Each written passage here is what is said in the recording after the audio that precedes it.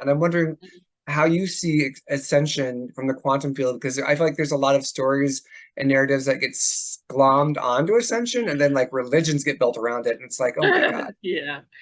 And it to me, it was more what I was shown. It's kind of like, okay, there's two movies, like Highlander or Jet Li, the one where there's all these other fractals of the same you or of this energy. And for my thing was the awareness and the expansion to connect with all of those, to literally become creation and be able to manifest with all of those gifts. Like I tell people, even in these healing things, like it's whatever is for your highest good.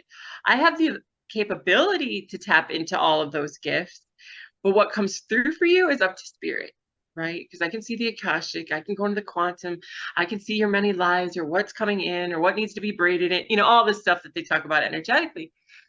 But that may not be your highest good. Like I will literally see like where that soul fractured, like where their first fracture was, like where their first trauma was, and how what they gave away, what part of themselves they gave away in each of those moments, right?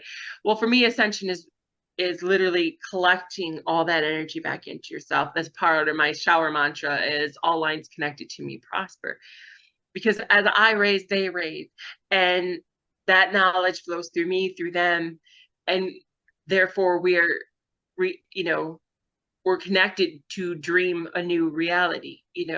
And so me, part of that ascension expansion process is getting that 360 view of source, where you see where everyone is at, why they make the choices they do, and accept them exactly where they're at. And the more you see that from a place of unconditional love, the more you're reaching those higher vibrations. It's a vibrational thing. I don't believe anybody's going anywhere physically. It's just my reality and my perception of my experience may turn into Eden, where you're still choosing something different, and that's okay.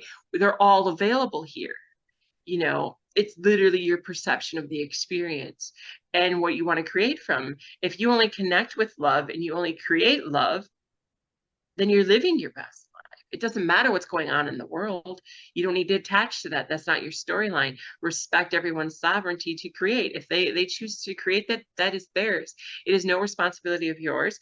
And expectations, I was shown and taught that those are trespassing, because then you're trying to create somebody into that role. Like when you think of the word mom, husband, friend, boss, you have certain expectations of what that is, right? And therefore, that person, when you call them that, has that perception that they need to be this instead of making choices for themselves and what they choose to be. Does that make sense?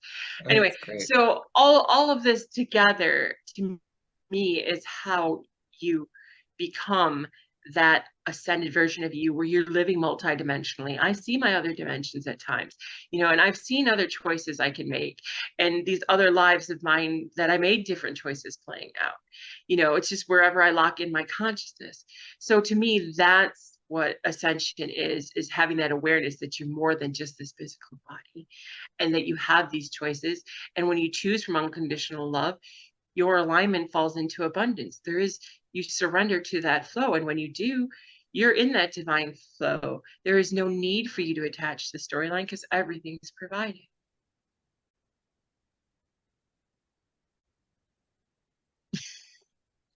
Just letting it wave through me. This was like the medicine I was crying out for.